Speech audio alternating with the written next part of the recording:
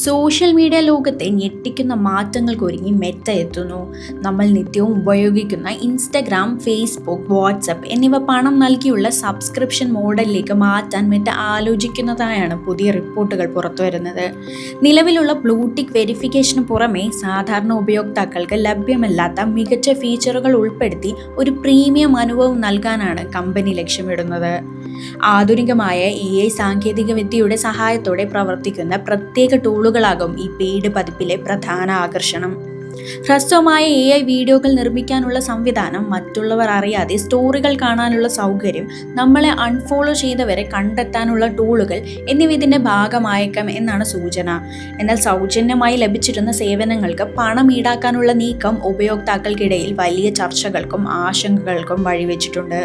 പ്രത്യേകിച്ച് വാട്സപ്പ് പോലുള്ള പ്ലാറ്റ്ഫോമുകളിൽ സ്വകാര്യത എത്രത്തോളം സുരക്ഷിതമായിരിക്കും എന്ന ചോദ്യം ശക്തമാണ്.